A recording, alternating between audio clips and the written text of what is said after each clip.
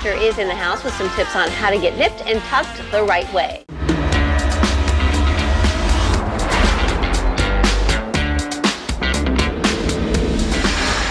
Welcome back to the Daily Buzz, 23 minutes past the hour. Are you feeling a little fleshy in the waistline? Are you looking to maybe suck a little bit out or maybe get some tucked in? Dr. Scott Greenberg is here to give us the lowdown on the most popular liposuction procedures and tummy tucks. Good morning, Doc. Morning. Okay, let's get started. What is the difference between liposuction of the abdomen and a tummy tuck?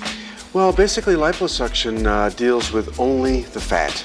Okay. So if the skin is very, very nice and you think it's going to contract back, we can remove the fat via liposuction.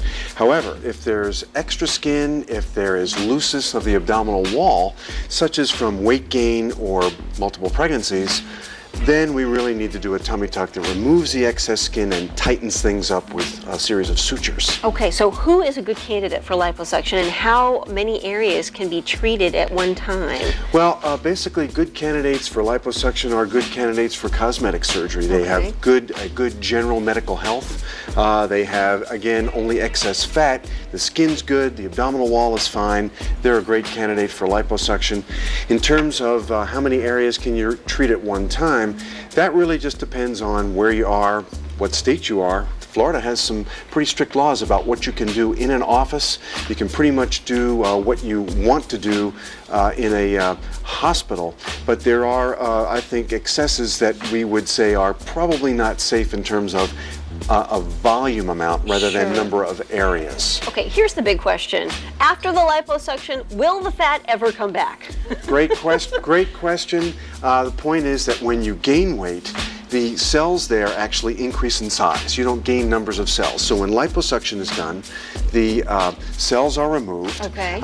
So if you gain a lot of weight after liposuction, there is a chance that the weight could, that fat could come back, but you really have to gain a fair amount of weight for you to see that. Okay, and who do you think is a good candidate for a tummy tuck? I mean, as far as, you know, you were talking about the excess skin. Is it mostly people who are overweight, obese, lost a lot of weight? Well, it's people that now we're actually seeing a lot of people who have lost a lot of weight. Yeah. But I think a good candidate is somebody who is in good medical condition. They have the criteria that we're looking for, which is that they're not generally obese. They just have a little bit of extra skin, extra fat, and want things tightened up. They're a good candidate for a tummy tuck. Are there any medical conditions that would prevent somebody from getting either of those procedures? Yeah, I think if there's severe systemic medical problems such as heart disease, lung disease, etc., there's certain diseases we would want to shy away from, people who have difficulty with healing.